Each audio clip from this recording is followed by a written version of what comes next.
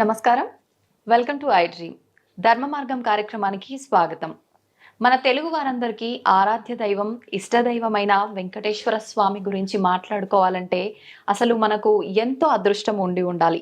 ఈరోజు మనం మాట్లాడుకోబోయే విశేషాలన్నీ కూడా చాలా ప్రత్యేకమైనవి. మొత్తం వెంకటేశ్వర స్వామి గురించి మనం ఈరోజు టాపిక్లో మాట్లాడుకోబోతున్నాం. ప్రస్తుతం నాతో పాటు ఉన్నారు విశ్వపతి టీవీఆర్కే మూర్తి గారు. ఆయన వెంకటేశ్వర స్వామి గురించి ప్రతిసారి మనకు ఎన్నెన్నో మంచి విషయాలను తెలియజేస్తూనే ఉంటారు. వారు రాసిన పుస్తకాల రూపంలో కూడా వెంకటేశ్వర స్వామి యొక్క వ్రత విధానం అయితే ఏంటి, వ్రత కల్పం అనే పుస్తకంలో చాలా చక్కగా రాశారు. వెంకటేశ్వర స్వామి లీలల గురించి తెలియజేయడం కోసం ఇప్పుడు మనతో పాటు ఉన్నారు. సార్తో మాట్లాడి తెలుసుకుందాం. నమస్కారం సార్. నమస్కారం తల్లి. చాలా సంతోషం, మళ్ళీ ఇన్ని రోజుల తర్వాత కలుస్తున్నాం మనం. అవును సార్, నాకు చాలా సంతోషంగా ఉంది సార్. చాలా సంతోషం సార్. వెంకటేశ్వర స్వామి అందరికీ ఎంతో ఆరాధ్య దైవం, ఇష్టదైవం. ఆయన్ని ఒక్కొక్కరు ఒక్కో రకంగా పిలుచుకుంటారు. చాలా రకాల పేర్లు కూడా ఉన్నాయి. మరి ఎవరికి ఇష్టం వచ్చినట్టుగా వాళ్ళు పిలుచుకుంటున్నారే తప్ప స్వామి వారికి ఏ పేరుతో పిలిస్తే ఇష్టం ఉంటుంది సార్, తెలియజేయండి. మనం విష్ణు సహస్రనామం చదువుతాం కదా. విష్ణు సహస్రనామంలో ఎన్ని 1000 నామాలు. అసలు ఆ స్వామికిట అనంత కోటి నామాలు ఉన్నాయంటారు. ఏ నామంతో పిలిచినా చక్కగా పలుకుతాడు ఆయన. అసలు సహస్రనామాలు అంటేనే మనకి సహస్రం అనేది 1000 కాదనమాట, అనంతమైన అని అర్థం. మనం వింటుంటాం కదా, కో అంటే పలికే కొండల రాయుడు ఇట్లా అంటుంటాం కదా. ఆయనకి మనకి ఇలా వెంకటేశ్వర స్వామి, శ్రీనివాసుడు, గోవింద, శేషాచలపతి, ఇలా ఎన్నెన్నో, వెంకటనాథుడు ఇలా అంటుంటాం కదా. అసలు మన అందరి ఇళ్లలో ఏదో పేరు లేని వాళ్ళు చాలామంది వెంకట ముందు కలుపుకోవటం ఇటువంటి ఆనవాయితీకి చాలామందికి వస్తూ ఉంటుంది కూడా కదా. సో అందరూ గబుక్కుని చాలామంది ఇలా తరతరాలుగా అసలు మన హిందూ ముఖ్యంగా దక్షిణ భారత కుటుంబాలలో అనేక మందికి వాళ్ళ పేర్లలో వాళ్ళ ఫ్యామిలీ మెంబర్స్లో ఎవరికో ఒకరికి ఏదో ఒకటి స్వామివారిని పెట్టుకోవటం అలవాటుగా వస్తుంది ఎప్పటి నుంచో మనకి ముందర. కొంతకాలం కింద తప్పదు కదా, ఏదో వెంకటయ్య, వెంకటన్న, వెంకటేష్ ఇట్లాగా, వెంకటేశ్వరరావు ఇలా కనపడుతూనే ఉంటారు మనకి, శ్రీనివాస్ అని ఇట్లా అని. సో వీటన్నిటిలో అన్ని నామాలు ఆయనకి ఇష్టమే. అసలు కేశవ నామాలు అని చెప్పి 24 నామాలు ఉంటాయి. కేశవైన మహా, నారాయణ మహా, మాధవైన మహా అని అంటాం. ఆ 24 నామాలు స్వామికి అత్యంత ప్రీతికరమైనవి అంటారు. 24 నామాలు విశిష్టత ఏంటంటే దాంట్లో స్వామి 4 ఆయుధాలని కూడా 4 చేతుల్లో ధరించి ఉంటారు. శంఖం, చక్రం, గద, సారథి అంటారు. ఆయుధాలన్నీ కూడా ఈ 4 చేతుల్లోనూ కూడా ఒక్కొక్క రీతిలో మారుతున్నప్పుడు ఒక్కొక్క నామానికి అది ప్రత్యేకంగా చెప్తాం మనం. కేశవాయన మహా అంటే నారాయణ అంటే ఇట్లాగా, మాధవైన మహా అంటే పురుషోత్తమైన అంటే అధ్వజమైన. ఈ నామాలన్నీ కూడా 24 నామాలు, ఈ కేశవనారాయణ, మాధవ, ఈ నామాలన్నీ, మాధవైన మా, పురుషోత్తమైన, దామోదరైన మా, శ్రీకృష్ణ ఇలా చదువుతాం మనం. ఇవన్నీ కూడా చాలా ప్రీతికరమైనవి. వీటిలన్నింటిలో కూడా మొదటి 3 నామాలు ఇంకా ఇష్టమైనవి. కేశవైన మా, మాధవైన మా, నారాయణ మా, ఇవి చాలా ప్రీతికరమైనవి చెప్తాం. వీటిలన్నిటిలో కూడా స్వామికి అత్యంత ప్రీతికరమైనవి 2 నామాలు ఉంటాయి తల్లి. అవి ఏంటంటే, ఒకటి గోవింద అని పిలిస్తే చాలా ప్రాణం, ఆ క్షణంలో పలుకుతాడు ఆయన. ఇంకొకటేమో శ్రీనివాస అనే పేరు ఒకటి. ఈ 2 నామాలు స్వామివారికి అత్యంత ప్రీతికరం అని మనకి అక్కడ తిరుమలలో ఈరోజు జరుగుతున్న పూజా విధానాలు కానీ ఇవన్నీ కూడా ప్రవేశపెట్టింది అక్కడ భగవద్ రామానుజాచార్యుల వారు. సో రామానుజాచార్యుల వారికి శ్రీనివాస అనే పేరుతో పిలవటం ఎంతో ఇష్టంగా ఉండేది ఆయనకి. సో ఈ 2 నామాలు, గోవిందనాము, శ్రీనివాస అనే పేర్లు అనే నామాలు ఆయనకి అత్యంత ప్రీతికరం అని పెద్దలు చెప్తుంటారు. ఏ నామంతో పిలిచినా మనం అర్చితో పిలవాలే కానీ వెంటనే పలుకుతాడు ఆయన. వింటుంటారు, చక్కగా పలుకుతాడు. ఏ నామంతో పిలిచినా మనం పలుకుతాడు. మనకి ఆయనకి కావాల్సిందల్లా ఏంటి, చాలా ప్యూర్ డివోషన్ అనమాట. ఒక్కసారి విశ్వంలో ఎక్కడి నుంచైనా మనకి ఎటువంటి కష్టం, ఎటువంటి ఆపద కలిగినా గోవిందా అని తలుచుకుంటే ఆ క్షణంలో ఆయన ఏదో రూపంలో మనకి ప్రత్యక్షమై మనకి సహాయం సాయం చేస్తాడు. అసలు విష్ణువు అంటేనే సర్వం వ్యాపించి ఉన్నవాడు అన్నమాట. ఓకే, మనకేం, సో ఆయన తిరుమలలోనే కాదు, మన ఎప్పుడు మనందరి మధ్య ఉంటాడు, మనం పిలవగానే పలుకుతాడు, తప్పకుండా చేస్తాడు. సో ఈ నామాలన్నింటిలో అంటే ఏంటి, కొంతమంది కొన్ని నామాలకి ఆకర్షింపబడతారు కూడా వాళ్ళు. కొంతమంది గోవింద అని తలుచుకోవడం ఎప్పుడు ఇష్టం అవును కదా, అలాగా. కొంతమంది ఏమో ఓం నమో నారాయణాయ అనుకుంటారు, ఓం నమో వెంకటేశాయ అనుకుంటారు, ఇట్లా రకరకాల పేర్లతో నామాలు ఆయనకి అత్యంత ప్రీతికరం అని పెద్దలు చెప్తుంటారు. గోవిందనామం, శ్రీనివాసనామం అనమాట. శ్రీనివాస అని ఒక్కసారి మనసులో అలా తలుచుకుంటే ఆయన ప్రత్యక్షం అవుతాడట. గోవింద అంటే ప్రత్యక్షం అవుతాడట. గోవింద అంటే గోవులను రక్షించేవాడు అనమాట. అలాగే మన కష్టాలన్నిటి నుంచి బయటపడేసేవాడు కూడా. అసలు ఆ వెంకటేశ్వర అనే పేరు రావడం కూడా విశేషం. ఆ కొండ మొత్తాన్ని మొట్టమొదటి రోజుల్లో తిరువేంగడం అనేవాడు. ఆ తర్వాత మనం ఇప్పుడు తర్వాత కాలంలో ఈ తిరుపతి ఇవన్నీ పేర్లు వచ్చాయి, కానీ యాక్చువల్లీ తిరు అంటే శ్రీ అనమాట తమిళంలో. సో తిరుమలై అంటే కొండ అని అర్థం. సో స్వామివారు అక్కడ ఉన్న మన దాన్ని అసలు శ్రీశైలం అని కూడా ఒక పేరు ఉంది. తిరుమలని కూడా శ్రీశైలం అంటారు, వెంకటాద్రిని కూడా. మామూలుగా మనం తిరుపతి కొండలని పిలుస్తాం కదా, వెంకటాద్రి, నారాయణాద్రి, వృషభాద్రి ఇట్లా అంటామే. అలా అనేక పేర్లలో దానికి శ్రీశైలం అనే పేరు కూడా ఒకటి ఉంది యాక్చువల్గా. సో అలాగా హృదయంలో నివాసంగా ఏర్పరచుకున్నాడు కాబట్టి శ్రీనివాసుడు అయ్యాడు. మీకు ఈ రెండు పేర్లు ఆయనకి అత్యంత ప్రీతికరమైనటువంటి అన్నమాట. అయితే సార్, ఎప్పుడు చూసినా భగవంతుడు రకరకాల ఆభరణాలతో, ఒక మంచి అలంకారంతో ప్రతిరోజు మనకు దర్శనం ఇస్తూనే ఉంటాడు. అలంకారాల వెనక కూడా విశిష్టత ఏమైనా ఉందా సార్? అవునమ్మా, మనకి తెలుసు కదా, శివుడు అభిషేక ప్రియుడు, విష్ణువు ఏమో అలంకార ప్రియుడు. ఆయనకి ఎంత అలంకారం చేస్తే అంత ఇష్టం అన్నమాట. ముఖ్యంగా పుష్పాలంకారం ఇంకా ఇంకా ఇంకా ఇష్టం ఆయనకి. అందుకనే తిరుమల మొత్తం కూడా ఎన్నో పూల తోటలు ఉండేవి పాతకాలంలో అనమాట. ఎన్ని ఎన్ని ఎన్ని రకాల పుష్పాలు, పూల తోటలు. ఇప్పుడున్న మనకి కాటేజీలు కనపడుతున్నాయి, ఇవన్నీ ఏరియా అంతా తోటలే, మొత్తం ఉద్యానవనాలే. అసలు తిరుమలని పుష్ప మండపం అనే పిలుస్తారు. పుష్పం అనే పేరు కూడా ఉంది. ఇప్పుడు ఏంటంటే ఈ మనకి మోడర్న్ టైమ్స్ ఇన్ని రావడంతో ఆ కాటేజెస్ వాటి స్థానాలు ఇప్పుడు ఎస్పీటీ కాటేజెస్ అంటారు వాళ్ళు. అక్కడ అంతా కూడా సురాపురం జమీందార్ అని, ఆయన ఎంతో భక్తి స్వామివారి మీద. ఆయన అప్పుడు పెద్ద తోట కట్టించాడు. సురాపురం తోట అని ఉండేది ఒకప్పుడు. ఆ తోట ప్రదేశంలో వచ్చినవన్నీ కూడా ఇదనమాట. ఇప్పుడు మనకి ఈ సురాపురం ఎస్పీటీ కాటేజ్ అంటారు. అలా కొండ మీద మొత్తం అసలు ఎన్నెన్నో చోట ఎంబీసీ కాటేజెస్ అంటారు, మంగళబావి కాటేజెస్ అని చెప్పేసి అక్కడంతా కూడా పెద్ద పెద్ద తోటలు ఉండేవి. ఆ చుట్టుపక్కల అన్ని తోటలే అనమాట. ఆళ్వార్ తోట అని చెప్పేసి ఎన్నెన్నో. ఇప్పుడు రామ్ బగీచా అంటాం మనం, గుడి ఎదుర్కొంటూనే ఉంటుంది కదా. యాక్చువల్లీ బాగ్ అంటే పెద్ద ఇది అనమాట, పూల తోట అనమాట. సో అక్కడంతా పూల తోటలు ఉన్నాయి. సో అసలు కొండ మీద ఉండే పుష్పాలన్నిట ఎప్పుడెప్పుడు తాము వెళ్ళి స్వామిని అలంకరిస్తాయా అని చూస్తుంటేట. మాకు ఇప్పుడు ఎంత అదృష్టం ఎప్పుడు వస్తుంది అని చెప్పి రోజు ఆయనకి అలా పూలమాలలో సమర్పిస్తూనే ఉంటారు. పూలమాలలు అన్నీ కట్టే ప్రదేశం తిరుమలలో ఒక చోటు ఉంటుంది. యాక్చువల్లీ మనలాంటి వాళ్ళ భక్తులు కూడా వెళ్ళి అక్కడ కూర్చొని కట్టచ్చు. మాలలు మనకి కూడా కట్టనిస్తారు. చాలా మందికి తెలియదు ఇది. మనం కాస్త అక్కడ ఆకాశగంగ వెళ్ళే దారిలో ఈ వీళ్ళ హార్టికల్చరల్ డిపార్ట్మెంట్ వాళ్ళది పెద్ద షెడ్స్ ఉంటాయి. అక్కడ ఏం చేస్తారంటే రోజు పూలన్నీ అసలు అక్కడికి వెళ్ళి చూస్తే మనకి ఒళ్ళు జలదరిస్తుంది అనమాట. పూలు అలా గుట్టలు గుట్టలు గుట్టలు గుట్టలు పెట్టుంటాయి చక్కగా. అందులో వీళ్ళు పెంచుతున్న అక్కడ కొన్ని గార్డెన్స్ పెంచుతున్నారు వీళ్ళు. వాటి నుంచి వచ్చిన పువ్వులు ప్లస్ వీళ్ళకి నిత్యం కూడా బెంగళూరు నుంచి, చెన్నై నుంచి చాలా మంది డోనర్స్ స్వామివారి అభిమానంతో భక్తితో టన్స్ అండ్ టన్స్ అనమాట అందరూ పూలు వస్తుంటాయి. అవన్నీ కూడా వాళ్ళు చాలా ప్రత్యేకంగా ఎంతో ముచ్చటగా ఉంటుంది. మేము ఒకసారి వెళ్ళినప్పుడు కూర్చొని చూసాం. ఆ కట్టే విధానం కూడా చాలా ఇష్టంగా ఉంటుంది. మనం 5 నిమిషాలు ఉంటే మనం గ్రహిస్తే మనకు కూడా కట్టిస్తారు కాసేపు వాళ్ళు. చక్కగా ఒకసారి వెళ్ళినప్పుడు కడితే మేము అడిగాం, ఈ మాల ఎప్పుడు వెళ్తుందంటే ఈరోజు సాయంత్రం మారుస్తున్నారు స్వామివారికి, ఈ మాలే వేస్తున్నారని. ఎంత అదృష్టం మనకి కదా, ఎంత అదృష్టం. మనం 4 పూలు కట్టగలుగుతాం అంటే అక్కడ కూర్చుని.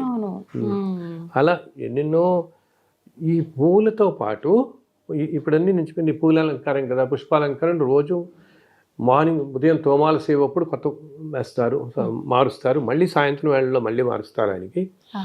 దీంతోపాటు స్వామి ఎన్నెన్నో రకాల ఆభరణాలతో వెలిగిపోతూ ఉంటాడు నిత్యం మనకి. అంతా అసలు తిరుమల కొండంతా బంగారమయమే అనమాట. ఆనంద నిలయం అంతా బంగారం కదా.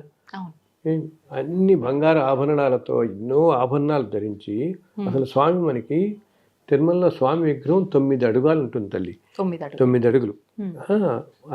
కానీ మనకి ఏమిటంటే దూరం నుంచి మనం ఇన్ని ఆభరణాలతో మనం చూస్తాం కాబట్టి మనకి కొంచెం ఇలా తక్కువ ఎత్తులో ఉన్నట్టు కనిపిస్తాడు మనకి. ఇన్ని ఆభరణాలు అలంకరణాల మధ్య ఈ రోజుల్లో అందరికీ జైవిధుల నుంచే మనం చూడగలుగుతున్నాం కాబట్టి దర్శనం దూరంగా, కానీ 9 అడుగులు ఎత్తు ఎన్నో రకాల ఆభరణాలు ఉంటాయన్నమాట, ఎప్పుడు ధరించి ఉంటాడు. అండ్ అన్ని ఉండో చెప్పాను, అంత బంగారమయ్యే కదా, అన్ని చోట్ల బంగారు వాకిలి, ధ్వజస్తంభం, అసలు శేషాచలం కొండలు అన్నీ కూడా మొత్తం బంగారమే అంటారు.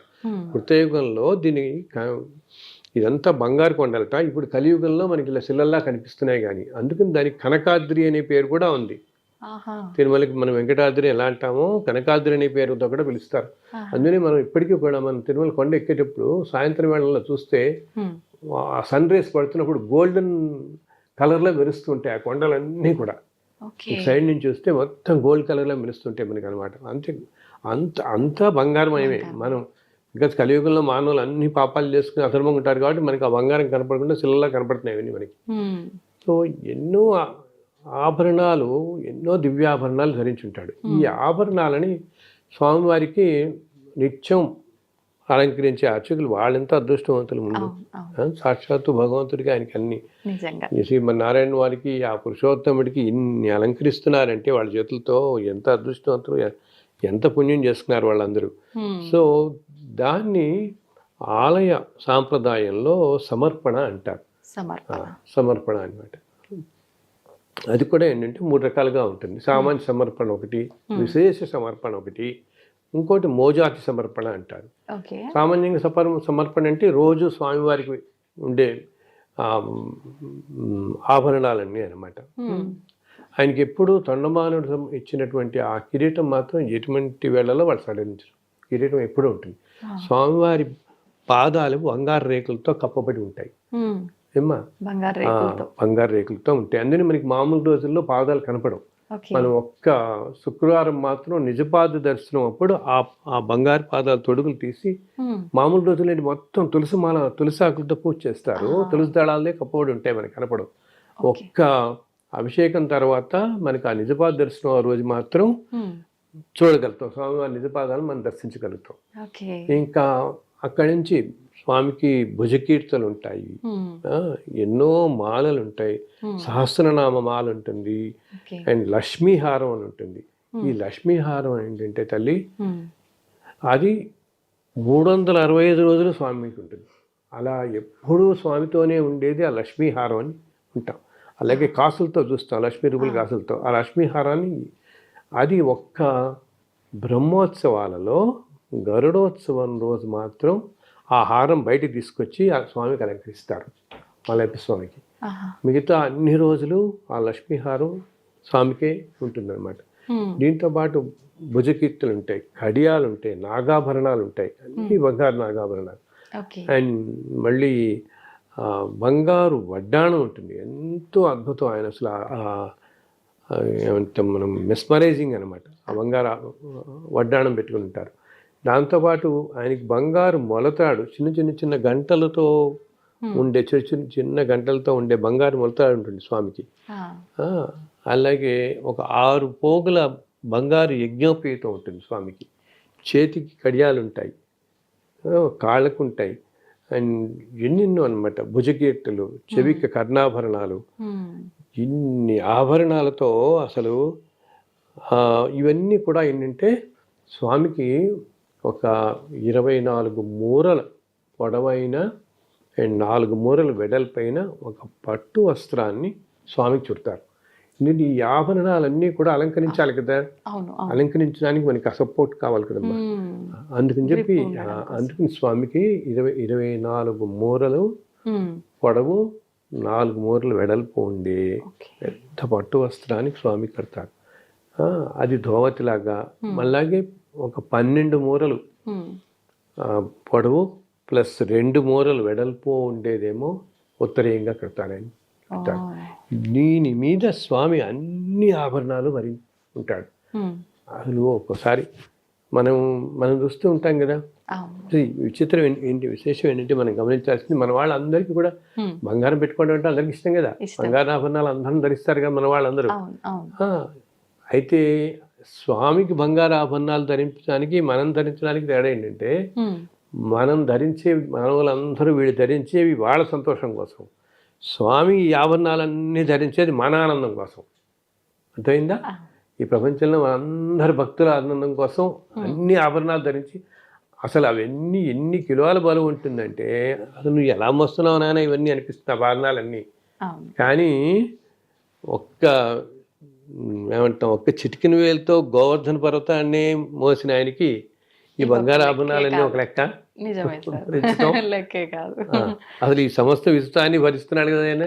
ఒక్క చిన్న వేలతో గోవర్ధన పర్వతాన్ని లెక్కేసిన ఆయనకి ఇన్ని ఆభరణాలు. సో ఒక లెక్క. ఈ ఆభరణాలన్నీ మన ముచ్చట కోసం, మన ఆనందం కోసం స్వామి ధరిస్తాడు. ఓకే, మానవులందరూ వాళ్ళ ఆనందం కోసం ధరిస్తే ఆయన ధరించే ఆనందాలు మన ఆనందం కోసం ఆభరణాలన్నీ కూడా. వీటిల్లో మళ్ళీ ప్రత్యేక ఆభరణాలని కొన్ని ఉంటాయి. ఏంటి ప్రత్యేకమైన వజ్ర కిరీటాలు? అవి ఎవరైనా ప్రధానమంత్రులు కానీ రాష్ట్రపతులు కానీ ముఖ్య ఎవరన్నా వచ్చినప్పుడు స్వామి అలంకరిస్తారు విశేషంగా. వీటితో పాటు మోజాతి అలంకరణ అంటారు. మోజాతి అలంకరణ అంటే ఉత్సవాల టైంలో అన్నమాట. ఇలా బ్రహ్మోత్సవాలు, ఇలా ఉత్సవాలు వచ్చినప్పుడు ఆ టైంలో ఇంకా కొన్ని స్వామికి ఇంకా ప్రత్యేకమైన ఆభరణాలు, ప్రత్యేకమైన కిరీటాలు స్వామిని అలంకరిస్తారు. యాక్చువల్గా స్వామివారికి ఇన్ని సంవత్సరాలుగా ఎంతోమంది రాజులు, చక్రవర్తులు, జమీందారులు ఎన్నెన్నో అసలు వజ్ర వైఢూర్యాలు పొరిగిన కిరీటాలు కానీ, కటిహస్తం, వరదహస్తం, ఈ హస్తాలకు కూడా అన్ని బంగారు తొడుగులు ఉంటాయన్నమాట. అవి ఎన్నో రకాలు చేయించారు ఎంతోమంది. అండ్ ఇప్పటి నుంచి కూడా కాదు, అసలు కొన్ని వేల సంవత్సరాల నుంచి అలా ఎంతో చేయించిన వారిలో ఎంతో భక్తుడు స్వామివారికి శ్రీకృష్ణదేవరాయలు తాను బతుకున్నంత కాలంలో 7 సార్లు తిరుమల వచ్చి ఏదైనా దండయాత్రకు వెళ్ళినప్పుడు అక్కడ విజయం చేసుకోగానే తిరుమలకు వచ్చేవాడు. ఆయన వచ్చి దర్శించుకుని 7 సార్లు స్వామిని దర్శించి వచ్చిన ప్రతిసారి ఎన్నెన్నో ఆభరణాలు సమర్పించాడు అనమాట. ఎందుకంటే మన దురదృష్టం కొద్దీ ఇప్పుడు కొన్ని లేవు మనకి అంటుంటారు అందరూ. తెలియదు, మనకి తెలియదు అంటుంటారు. అన్నీ లేవు ఇప్పుడు ప్రస్తుతం అని అంటుంటారు. కాలక్రమంలో మనకి తెలియదు. కానీ కానీ ఆభరణాలు ఆ రోజుల్లో అందరూ అన్ని శాసనాలు వేసేవారు కాబట్టి ఆయన వచ్చినప్పుడల్లా శాసనం వేసేవాడు. ఈ ఆభరణాలు ఇన్ని సమర్పించాను, ఇన్ని హారాలు, ఈ కిరీటం, ఇది ఇట్లా అంటూ అనమాట. అలాగా ఎన్నో సమర్పించాడు ఆయన అసలు కిరీటాలు కానీ ఎన్నో అని. ఇవి ఇలా ప్రత్యేకమైనగా ఇప్పుడు బ్రహ్మోత్సవాల టైంలో అటువంటప్పుడు ఇంకా ప్రత్యేకంగా స్వామిని అనేకమైనటువంటి ఆభరణాలతో స్వామిని అలంకరిస్తాడు. అప్పుడు అసలు ఇంకా ఆ స్వామి వైభవం చూడడానికి మనకి 2 కళ్ళు చాలు, అంత వైభవంగా ఉంటాడనమాట ఆయన. సరే, ఎక్కువగా చాలా మంది అంటుంటారు మనకు వెంకటేశ్వర స్వామి ఒక స్త్రీ రూపంలో దర్శనం ఇస్తూ ఉంటాడు తిరుపతిలో, అలంకారమే గాని వస్త్రధారణ అంతా అని అంటుంటారు. ఎందుకని ఆ రూపంలో ఉంటారు అంటే యాక్చువల్గా ఏంటంటే తల్లి తిరుమలలో వెలిసిన స్వామివారు ఈ సృష్టి మొత్తానికి మూల కారణమైన శక్తి స్వరూపం. ఓకే, అది అక్కడ చాలా కాలం క్రితం, ఇప్పుడైతే మనం ఈ ఆలయం ఇదంతా చూస్తున్నాం కానీ మొట్టమొదటి రోజులో స్వామి ఒక్కడే అలా నిల్చున్నాడు అనమాట.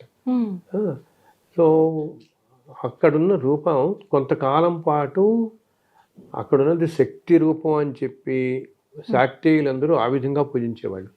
కొంతకాలం అక్కడ ఉన్నది పరమేశ్వరుడు అనుకున్నట్టుగా అలా కొన్నాళ్ళు ఆరాధన జరిగింది. కొన్నాళ్ళు సుబ్రహ్మణ్యేశ్వర స్వామి ఆరాధన జరిగింది. అలా ఏంటి, అది ఎవరెవరి నమ్మకాలు వాళ్ళతో ఉండేవట్లా అనమాట. వాళ్ళు దాన్ని చెప్తూ ఉండేవాడు.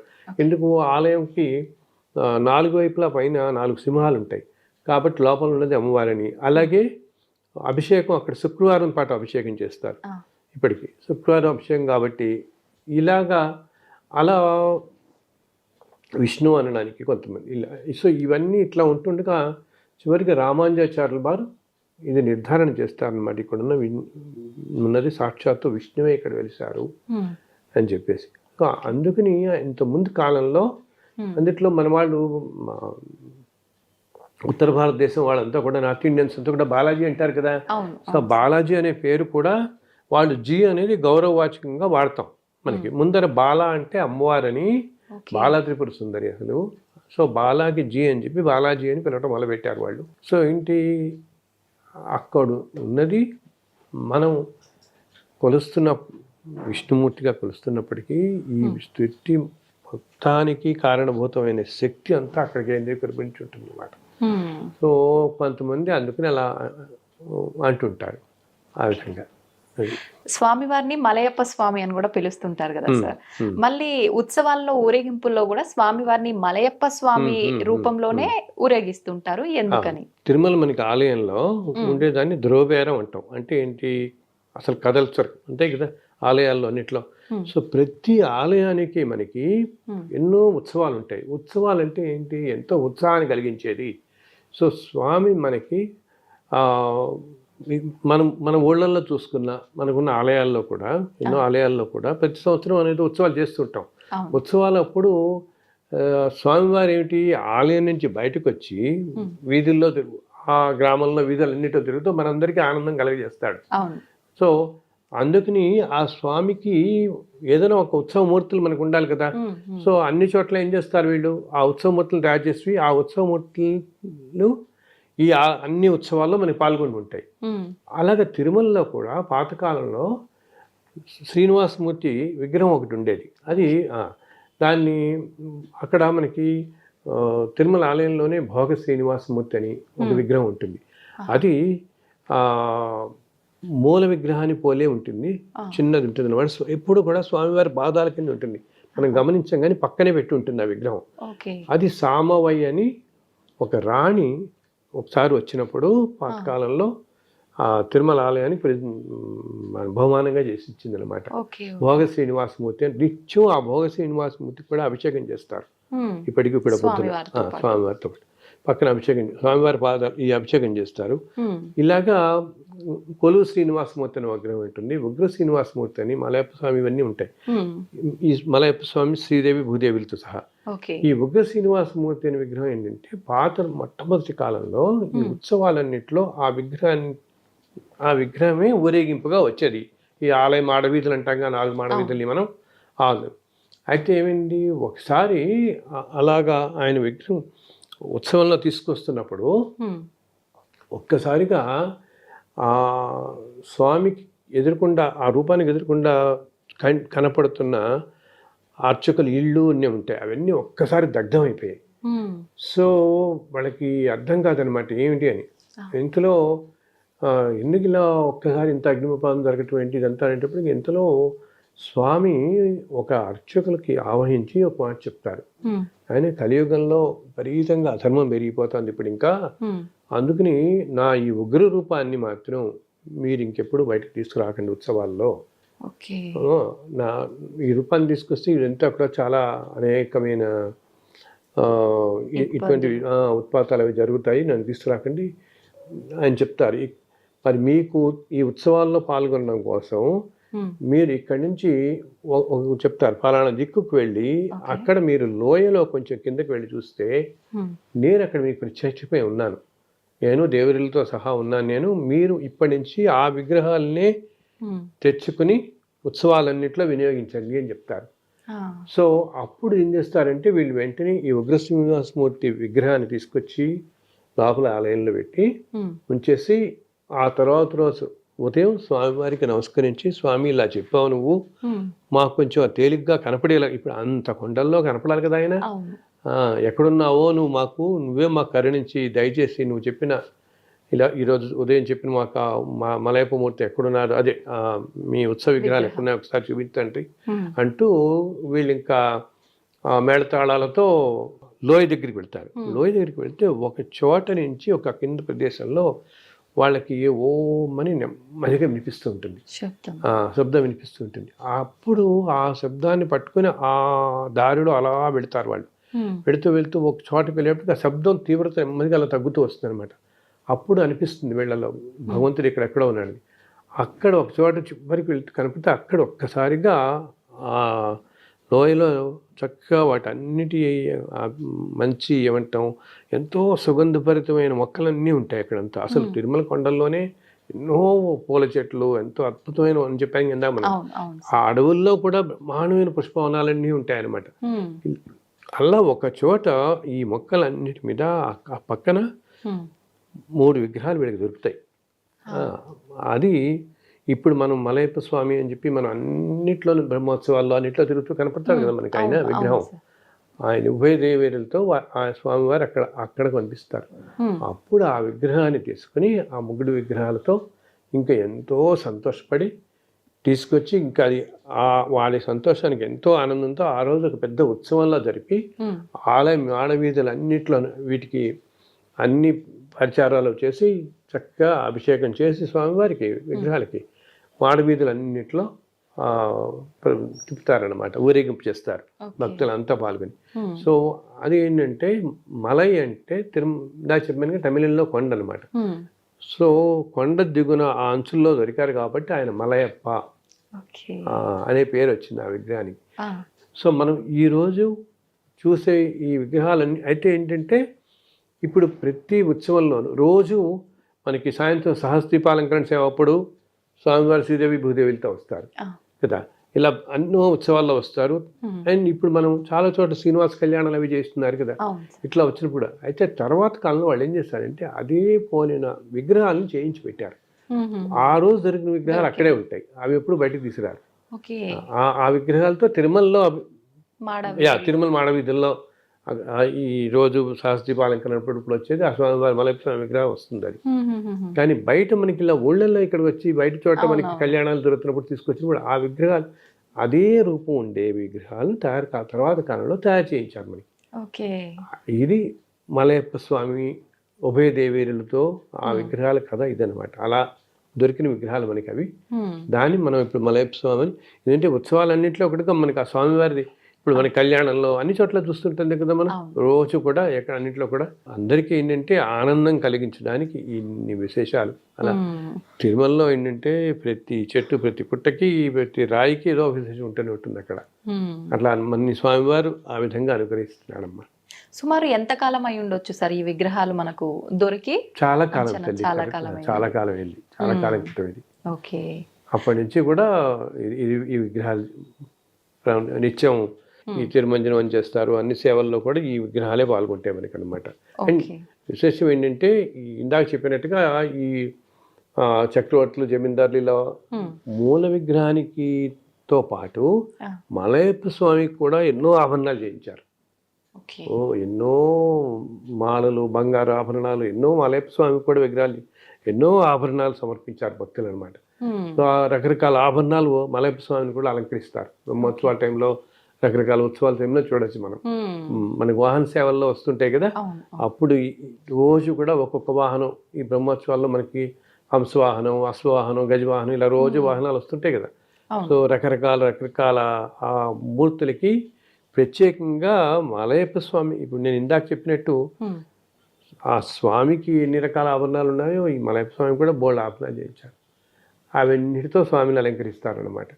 అసలు ఒక్కొక్క సేవకు ఒక్కొక్క రకమైన ఉన్నాయి, చాలా చాలా ఉన్నాయి. విశిష్ట లేదు అలాగా. దాంతోపాటు ఇలా చెప్పడానికి విశేషమైన ఇప్పుడు ముక్కోటి ఏకాదశి కొత్త సంవత్సరం జనవరి 1 ఆ రోజుల్లో ఇంకా ఈ ప్రత్యేకమైన ఆభరణాలన్నీ తీసి అలంకరిస్తారు. జనం చాలా మంది వచ్చి సంతోషపడతాం అని చెప్పి మన ఆనందం కోసం ఇందా చెప్పాను కదా, మన ఆనందం కోసం ఆయన అన్ని భరించడం ధరించడం అన్నీ కూడా దానికోసం అప్పుడు అనమాట. అయితే సార్ మనకు తిరుమలలో చెట్టు పుట్ట ప్రతి ఒక్కటి చాలా విశేషమైనది అని చెప్పుకోవచ్చు. ముఖ్యంగా తిరుమల విషయానికి వస్తే చాలా శక్తివంతమైన ప్రదేశాలు కూడా ఉన్నాయని చెప్తూ ఉంటారు. అవి ఎక్కడెక్కడ ఉన్నాయి సార్? అసలు తిరుమల కొండలన్నీ కూడా ఎంతో శక్తివంతమైనవి. అంటే సాక్షాత్తు ఈ సృష్టి మొత్తానికి కారణభూతమైన స్వామివారు అక్కడ ఉండటం బట్టి ఇప్పుడు రోజు లేకపోతే ఆల్మోస్ట్ ఉదయం మనం చూస్తే తిరుపతి రైల్వే స్టేషన్లో ఎన్ని ట్రైన్లు ఎన్ని లక్షల మంది వస్తారు ట్రైన్ దిగి.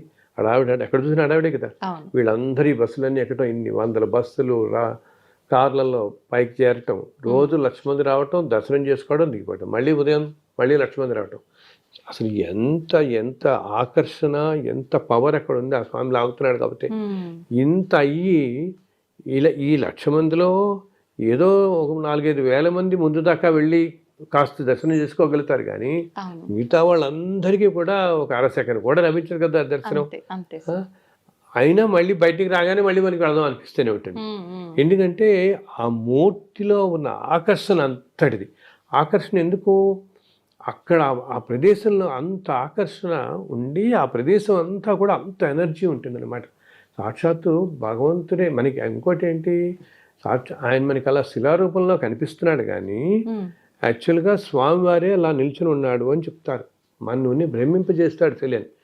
ఎందుకంటే ఈ అర్చకులు రోజు పూలమాలలు మారుస్తుంటారు కదా, ఆభరణాలు మారుస్తున్నా, పూలమాలలు మారుస్తున్నా, వాళ్ళు విగ్రహానికి తగలకుండా వీళ్ళని వరకు ప్రయత్నం చేస్తారు.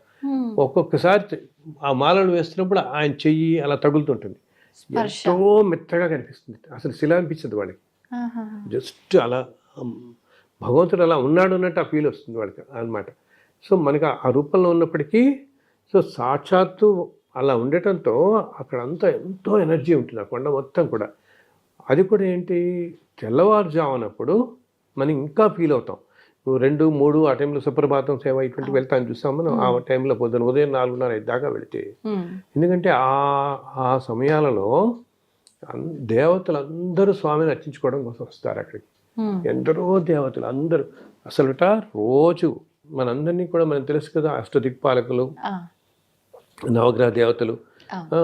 ఈ అష్టదిక్పాలకులు రోజు కూడా స్వామి దగ్గరికి వచ్చి ఆ స్వామిని దర్శించుకుని నమస్కరించుకుని వెంటనే ఇంక ఈ విశ్వం అన్నింటినీ కూడా వాళ్ళ విధులు నిర్వహించడానికి బయలుదేరుతారు. అలాగా అందరూ ఇంద్రాదేవతలు, అష్టదిక్పాలకులు కానీ నవగ్రహ దేవతలు అందరూ వస్తారు ఆ ఉదయం వేళల్లో. అందుకనే ఉదయం వేళల్లో అంత ఎనర్జెటిక్గా ఉంటుంది ఆ ప్రదేశం అంతా. దీంతో పాటు మనము ఇన్ని కోట్ల సంవత్సరాలుగా, ఇన్ని యుగాలుగా ఆయన ఉన్నారు కదా అక్కడ.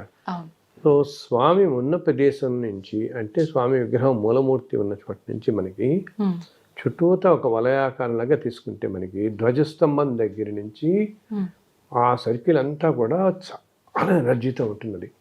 అది ఉంది అనడానికి ఇప్పుడు మనం ఏంటి, కొంచెం ఏమంటాం, ఏదైనా ఉపాసనతో ఉన్నవాళ్ళు, ధర్మంగా ఉండేవాళ్ళు, కొంచెం సాధన మార్గంలో ఉండేవాళ్ళు, ఇట్లా ఉండే వాళ్ళకి అది గ్రహించగలుగుతాం ఆ ఎనర్జీ. ఓకే, ఎంత ఎనర్జీ ఉంటుందంటే ఆ డైమెన్షన్లోకి మనం వెళ్ళేటప్పటికిట మనమంతా మానవులేం కదా, మన mind it will become thoughtless అనమాట. సో అందుకని మనం ముందు నుంచి మనము ఎన్నో కోరికలు అనుకుంటూ ఉంటాం, ఇది అడగాలి, లోపలికి వెళ్ళగాలి స్వామిని. ప్రతి మనిషికి ఏదో కోరికలు ఉంటాయి కదా. ఇన్ని కోరికలు వెళ్ళేటప్పటికి నువ్వు ఎప్పుడైతే ఆ ధ్వజస్తంభం దగ్గరికి వెళ్ళిపోయి ఆ వలయంలోకి ఎంటర్ అయిపోతామో, ఎనర్జీ పాయింట్లోకి ఎంటర్ అవగానే అసలు మన మైండ్ అంతా బికమ్ థాట్లెస్. ఇంకా అసలు ఏమీ తెలియదు. మనం ఆ దర్శనం స్వామి అనే ఆలోచన తప్పించే ఇందాక అడుగుదాం ఇవి అడుగుదాం అనుకుని ఏమీ తెలియదు. అలా వెళ్ళి అసలు మనం గ్రహించే లోపల బయటకు వచ్చేస్తాం దాంట్లోంచి. ఇదేంటి అక్కడ అంతా పవర్ ఉందని చెప్తారు. అంతేకాకుండా నిత్యం అక్కడికి ఎంతోమంది సిద్ధులు, యోగులు, ఎంతోమంది ఎంతో దివ్య శరీరాల్లో, అంటే మనకి కనపడరు అనమాట, ఆ శరీరాలు వచ్చి స్వామిని దర్శించుకుంటుంటారు. ఎందుకు? వాళ్ళందరూ అంత ఎనర్జీ ఉంటుంది కాబట్టి. అలాగే ఇంకా అక్కడక్కడక్కడక్కడ అసలు తిరుమల కొండల్లోనే 1008 ఎంతో పవిత్రమైనటువంటి తీర్థాలు ఉన్నాయన్నమాట. 1008 తీర్థాలు ఉంటాయి.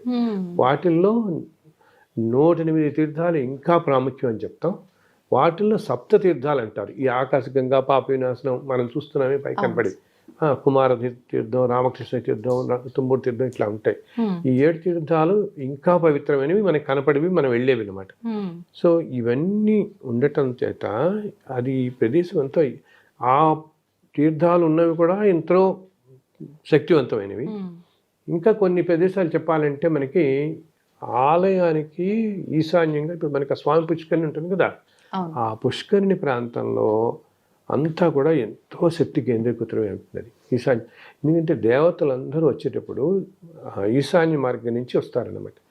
సో మనం అక్కడ కాస్త ఎస్పెషల్ తెల్లవారుజాములో కనుక అక్కడ కూర్చుని ధ్యానం చేసుకున్నాము, స్వామిని తలుచుకుంటే చాలు. తలుచుకున్న ఆ ప్లేస్లో ఉండే ఎనర్జీకి మన శక్తి మనకి ఎంతో మన అనారోగ్యాలన్నీ తొలగిపోతాయి, ఎంతో ఆరోగ్యం మనకు కలుగుతుంది అనమాట. అందుకు నేను మన వాళ్ళందరికీ నేను చెప్తాను, ఈ కార్యక్రమం చూస్తున్న వాళ్ళందరికీ కూడా, స్వామి ఆలయం లోపలే ఉన్నాడు అనుకోవద్దు. కొండ మీద అంతా స్వామి ఉంటారు, ఎన్నో రూపాల్లో తిరుగుతుంటారు. నేను ఎన్నోసార్లు గ్రహించాను, తెల్లవారుజామున వెళ్తున్నప్పుడు ఆ స్వామి అలా వెళ్ళిపోవడం చూస్తాను. స్వామి లక్ష్మీదేవి, అసలు స్వామి శ్రీదేవి భూదేవులు ఇద్దరితో తెల్లవారుజామున ఆ తోటల్లో అంతా విహరిస్తూ ఉంటారు. ఆయనకి అంత ప్రాణం అనమాట తోటలు విహరించడం. సో అందునే ఎప్పుడు తిరుమల వెళ్ళిపోయి ఏదో హడావుడిగా పొద్దున వెళ్ళిపోయి ఈవినింగ్ వచ్చేయటం కాకుండా, మీరు రాత్రి ఉండి తెల్లవారుజామున ఆ ఆలయ పరిసరాల్లో వెళ్ళి కాసేపు కూర్చోండి. అప్పుడు ఎంతో దివ్యమైన అనుభూతులు మనకి ఒక్క పావు గంట, ఒక అర్ధ గంట కళ్ళు మూసులు కూర్చుంటే ఎన్నో అద్భుతమైన అనుభూతులు కలుగుతాయి అన్నమాట. సో ఈసారి మీరందరూ ఆ విధంగా వెళ్ళండి అండ్ ఆ విధంగా దర్శించుకుని, స్వామిని దర్శించుకుని స్వామి అనుగ్రహం పొందండి. మనందరినీ స్వామివారు చల్లగా చూడాలని ఆయనని మరీ మరీ ప్రార్థిస్తున్నాను. ఓం నమో వెంకటేశాయ. సార్, నిజంగా మీరు మాట్లాడుతున్నంతసేపు స్వామివారి సైడ్ చూస్తుంటే పక్కన ఒక విగ్రహం ఉంది అన్నట్టుగా కాకుండా, నిజంగా మీ పక్కన మానవ రూపంలో స్వామివారు ఉన్నారు, ఆయనతో మాట్లాడుతున్నా చెప్తున్నా అనే రకంగా మీ ఫీలింగ్ అనిపిస్తోంది సార్ చూస్తుంటే నాకు. అలాగే మాట్లాడుతుంటారు ఆయన, ఎన్ని ఇలా అంటుంటే చక్కగా వింటుంటారు, మధ్య మధ్యలో నవ్వుతుంటారు, అన్ని చెప్తుంటారు. నేను పుస్తకాలు రాస్తున్నప్పుడు ఆయన ఈ పుస్తకంలో ఇది పెట్టు, ఈ పుస్తకంలో ఇది పెట్టు, ఎన్నిసార్లు ఆయన చెప్పడం నేను చూసాను. ఏదైనా ఫోటో పెట్టాలనుకుంటే నాకు వెంటనే ఆ రోజు ఇలా జస్ట్ అట్లా పడుకున్నాం అనుకో, వెంటనే కళ్ళలో కనపడి నా దగ్గర ఉన్న ఆల్బమ్స్ పుస్తకాలు ఉంటాయి అనుకో, ఈ పుస్తకం నుంచి ఈ ఫోటో తీసి ఈ పుస్తకం కవర్ కింద ఈ పెట్టిన ఆయన అని చెప్తుంటారు. అండ్ ఇప్పుడు మనకి ఏంటంటే తల్లి, ఆయనకి కావాల్సింది పవిత్రమైన ప్యూర్ భక్తి తప్పితే ఇంకేం అక్కర్లేదు. మనం ఏదో యజ్ఞాలు, యాగాలు, పూజలు ఏమీ అవసరం లేదు. ఆయన నువ్వు ఉన్నావు అంటే ఉన్నావు అంతే. ఇంకా ఉన్నావో లేవు, నువ్వు ఉంటే నాకు ఇలా చేస్తావు అని కాదు, నువ్వు ఉన్నావు, నువ్వు చూసుకుంటున్నావు అంతే అనుకుంటే ఆయన చక్కగా వచ్చి చిన్న ఇప్పుడు ఇవన్నీ వింటూనే ఉంటాడు ఆయన. ఆయనట భగవంతుడు మనం చెప్తామే, ఎక్కడైతే ఆయన లీలలు, ఆయన విశేషాలు ఎవరు తలుచుకుంటూ ఉంటారో అక్కడ వచ్చి నేను కూర్చుంటానని చెప్తాడు. నారదమూర్తి చెప్తాడు ఒకసారి, నా గుణాలు విశేషాలు అవన్నీ కీర్తిస్తున్న చోట నాకు కూడా ముచ్చటకు విందాం అనిపిస్తుంది కదా, అందుకు నేను ఎక్కడే వచ్చి కూర్చుంటాను ఆయన అంటాడు. అలా అనపడుతుంది. చాలా సంతోషం సార్. నిజంగా చాలా మంచి మంచి విషయాలు తెలియజేస్తూనే ఉంటారు ఎప్పటికప్పుడు స్వామివారి గురించి. ఇదంతా కూడా ఆయనే మంచిది 4 మాటలు చెప్పించుకుంటాడు అంతే. లేకపోతే మనం చెప్పగలుగుతాం. ఆయన గురించి విశేషాలు వర్ణించాలంటే ఎంతో అందరూ అంటారనమాట, ఏంటి 1000 నాలుకలున్న ఆదిశేషుడు కూడా ఆయన వైభవం అందించుతారు కాదు అంటారు. మనం ఈ మాత్రం చెప్పుకోగలుగుతున్నాం అంటే ఆ స్వామి మనకి ఇచ్చిన అనుగ్రహం అంతే. అదృష్టం. ధన్యవాదాలు సార్. చాలా సంతోషం తల్లి. సంతోషం. శుభమస్తు.